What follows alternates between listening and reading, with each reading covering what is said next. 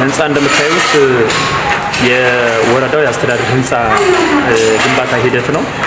ይህ ህንፃ ከ5 ዓመት በፊት የተጀመረ እና በጥሩ መሰረት ላይ ተመስርቶ የወጣ ህንፃ ነው። ግን በተለያዩ ምክንያቶች ለረጅም ጊዜ ተቋርጦ ቆይቷል። የመጀመሪያው የተቋረጠበት ምክንያት በጸጥታ ችግር ነው። ሁለተኛው ከበጀትና ከመሳሰሉ የአመራር መተካካት ሂደቶች ጋር ተያይዞ ተቋርጦ የቆየ ህንፃ ነው። በዚህ ዓመት እንግዲህ የክልሉና የወረዳ አስተዳደሩን በጀት በመጠቀም የወረዳ አመራሩ አሁን ያለንበት ህንፃ እና አገልግሎት የሚሰጥበት አብዛኛው ተቋም በኪራይ በመሆኑ ምክንያት ከዚህ ኪራይ የመውጣትና ህዝባችንን ተገቢና ምቹ በሆነ ህንፃ አገልግሎት መስጠት አለብን የሚል ኮሚትመንት ተወስዶ በዚህ መንገድ ውይይት ተደርጎና በቁርጠኝነት የወረዳው ካቢኔ የወረዳው አስተዳደር አመራር በቁርጠኝነት ተነጋግረን ህንፃውን ማስጀመር አለብን የሚል በጀት ተመድቦለት ወደ ስራ የተገባ ህንፃ ነው። እንግዲህ በጀቱ በዚህ ዓመት የተመደበ ነው።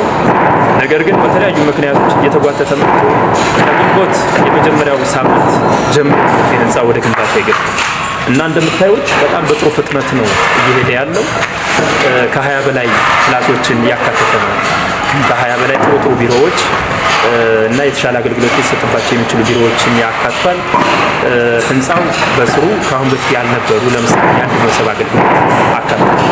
አንድ መሰብ አገልግሎት የሚባለው የተለያዩ የመልካም አስተዳደር ችግሮች ያሉባቸው ተቋማት በጋራ እየተናበቡ ከሙስና ነፃ በሆነ መንገድ አገልግሎት ሊሰጡ በሚችሉ መንገድ የአንድ መሰብ አገልግሎት አብሮ በህንፃው ስር እንዲካተት ሪቫይዝ ተደርጎ በመሀንዲሶች ጋር ምክክር አድርገን እሱ ተካቶበት ግራውንድ ላይ አሁን ከሚሰራው ፓርት የአንድ መሰብ አገልግሎት ተካቶበት።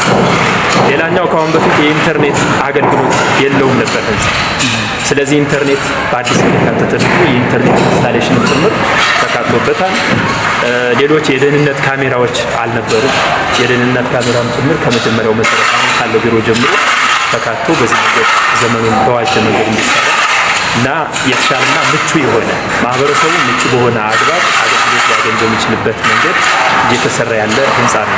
እንግዲህ በዚህ ዓመት ወደ 12 ሚሊዮን ብር ነው ተመድቦለት የነበረ።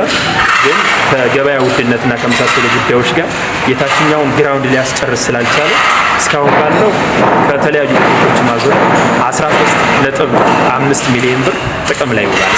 እስካሁን እነዚህ እንደምታዩት ጠጠር፣ አሸዋ፣ ጅብሰም፣ ሲሚንቶ፣ ሴራሚክ የመሳሰሉ ጉዳዮች ድንጋይ የተገዛበት 13.5 ሚሊዮን ብር እስካሁን ኢንቨስት ተደርጎበታል።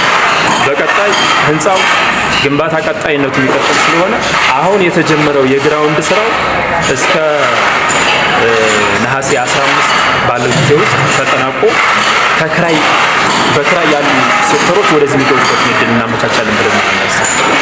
ስለዚህ በዚህ አንድ ወር ውስጥ አሁን እዚህ ጋር የምታዩት አጠቃላይ የሴራሚክ ስራው፣ የበርገጠማ ስራው እና ሌሎች የመብራት ዝርጋታ ስራዎችን ተጠናቆ ህንፃው ሴክተሮች ወደዚህ የሚገቡበት መንገድ ይመቻቻል ማለት ነው። አጥሩ እንደምታዩት አጥር የሌለው ስለሆነ አጥሩ አዲስ ዲዛይን አሰርተናል። አጥሩን የማስቀጠል ስራዎች ከነሐሴ 1 ጀምረን በ2019 በጀት እንቀጥላለን ብለን እየሰራን ያለ ነው። ይህ ህንፃ አሰሪ ኮሚቴ ተቋቁሞለታል። በየጊዜው የገመገመ ክትትል ያደርጋል። ችግሮችን በቅርብ ይፈታል እና በአስተባባሪ ኮሚቴና በካቢኔ በተከታታይ የገመገምንና ውጤታማ የሆነ ስራ እንዲሰራና በአጭር ጊዜ ውስጥ እንዲጠናቀቅ በቅርብ በየክፍሉ ክትትል እያደረግን የተሰራ ያለ ህንፃ ነው። እንደምታዩት በጣም የዘመንና ደረጃውን የጠበቀ ለትውልድ የሚተላለፍ በጥሩ መሰረት ላይ የተመሰረተ ህንፃ ነው ያለው። ኮንትራክተሩ በጣም በፍጥነት ከ30 በላይ የሰው ኃይል አሰማርቶ እያሰራ ያለው እንግዲህ ስራ ከግንቦት 1 ጀምሮ እስከ ነሐሴ 15 የሚቀጥል ስለሆነ በዚህ ጊዜ ውስጥ ከ30 የሰው ኃይል በላይ የስራ ጊዜያዊ ስራ ያገኘበት እድል አለ። በዚህ መንገድ ደረጃውን ጠብቆ እየተሰራ ያለ ህንፃ ነው። ግራውንዱን ጨርሰን እንገባለን።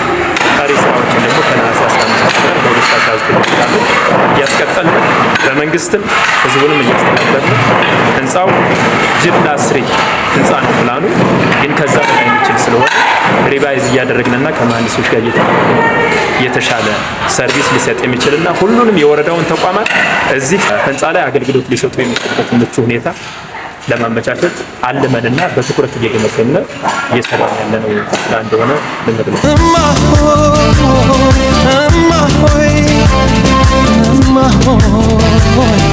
ጸሎት ተሰማለሽ ወይ